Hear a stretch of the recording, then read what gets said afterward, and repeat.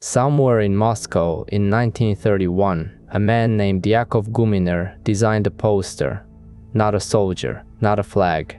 A math equation, 2 + 2 plus the enthusiasm of the workers equals 5. It hung on factory walls. Workers walked past it every morning.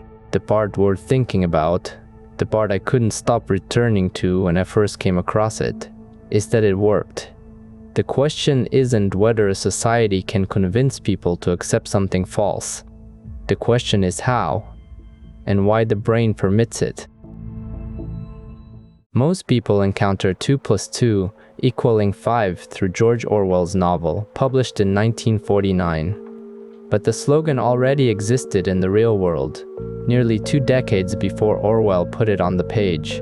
In 1930, Stalin announced that the Soviet Union's first 5-year plan, an industrial program designed to transform the national economy, would be completed not in 5 years, but in 4.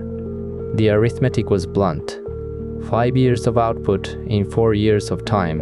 Rather than hide this contradiction, the regime made it a slogan. Guminer's poster turned the equation into a rallying point.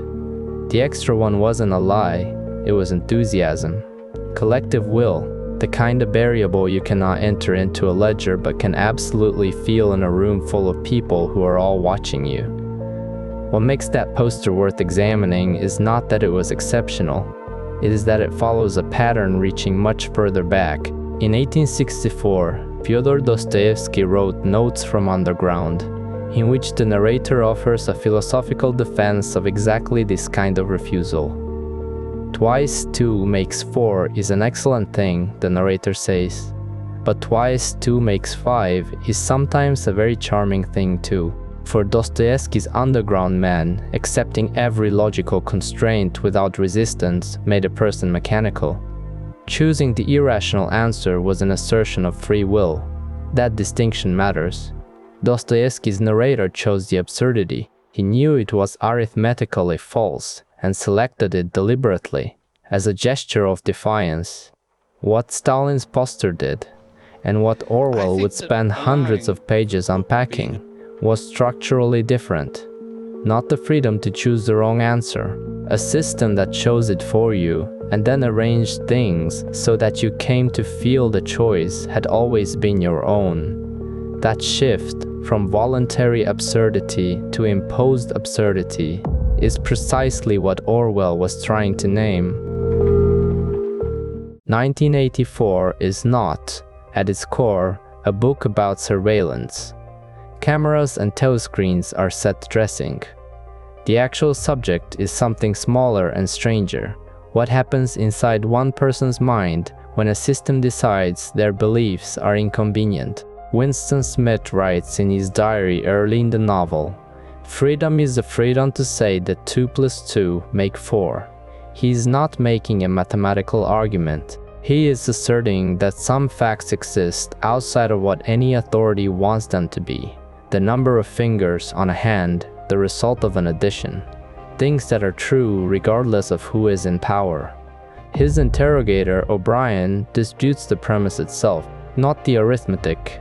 O'Brien knows how addition works. He disputes that reality is something external to power. The past, O'Brien argues, has no concrete existence outside of minds, and minds are something the party can work on. This is what Orwell called doublethink. The ability to hold 2 contradictory beliefs simultaneously, to be aware of both, and to feel no dissonance. The terminology is clinical. What it describes is not. It is the experience of a person who has been inside a controlled environment long enough that the environment's version of truth has replaced their own.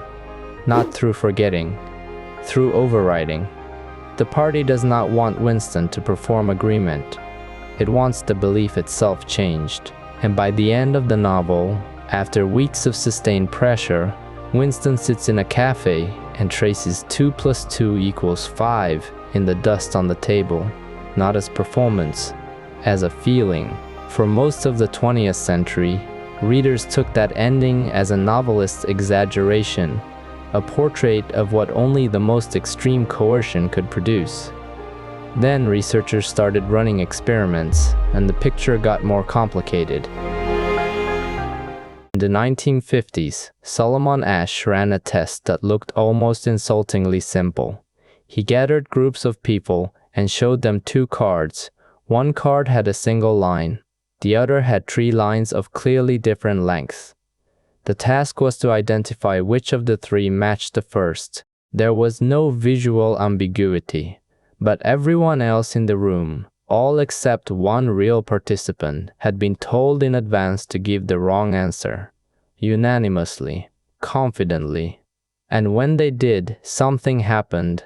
A substantial portion of the real participants agreed with them, not because the lines were close, not because they were confused, because the group had said something different, and contradicting the group turned out to be harder than contradicting their own eyes. Asch found that roughly a third of responses from real participants conformed to the clearly incorrect group answer. When interviewed afterward, most said they had not believed the group was right. They had simply not wanted to be the one who said something different. He also found that introducing a single ally, one person who gave the correct answer, reduced conformity to about a quarter of its original level. One person willing to say the obvious thing dramatically changed what everyone else was willing to say. That was already significant. The more unsettling finding came decades later, when researchers could scan brains while running similar tests. In 2005, a team led by Gregory Berns ran a conformity experiment inside an fMRI machine.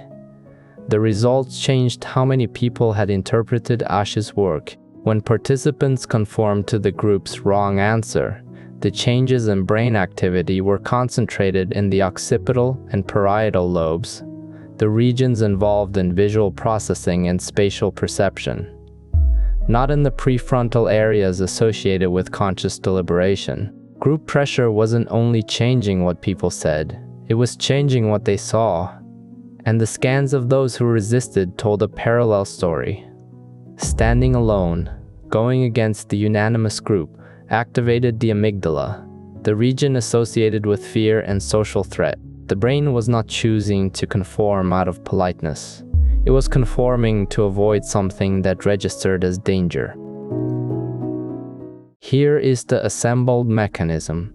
A system does not need to be unusually powerful to move people toward accepting something false. It needs to make the false thing feel like consensus, and then make dissent feel costly. The brain handles the rest, not because it is broken, but because it is working exactly as it was built to work. In 1972, Irving Janis named this pattern groupthink, studying decisions like the Bay of Pigs invasion and the failures that preceded Pearl Harbor. In each case, intelligent, experienced people reached conclusions the available evidence didn't support, not because they were coerced by force, because inside those groups, raising doubts had become socially inadvisable. The dissent didn't disappear. It went quiet, where it could no longer correct anything. The brain was not designed for the information environments we now inhabit. It evolved in small groups where exclusion was not a social inconvenience. Being cast out carried genuine survival stakes. The brain's aversion to standing alone, its tendency to update what it perceives rather than risk what it belongs to, is not a flaw. It was, for most of human history, an effective adaptation. What has changed is the scale at which consensus can be manufactured and delivered. Guminer's poster was on a factory wall.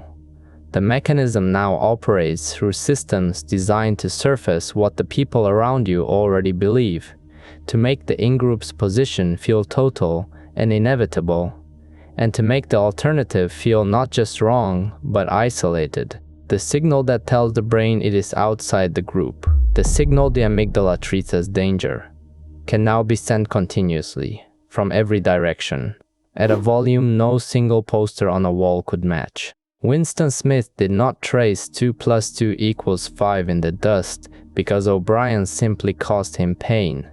He traced it because, for long enough, every signal reaching him confirmed that the group had decided, and the deepest machinery in the brain treats the group's conclusion as more reliable than private observation. That is not a story from a fictional dystopia. It is a description of a mechanism that runs at varying intensities all the time. The slogan was never really about arithmetic. It was about who gets to define what a room believes, and what the brain quietly does when the room contradicts the evidence in front of it. The question that stays with me is not whether this mechanism can be resisted. It is simpler than that. How many things do you currently hold as true, not because you examined them, but because the cost of disagreeing felt too high? Stay with WhyZone.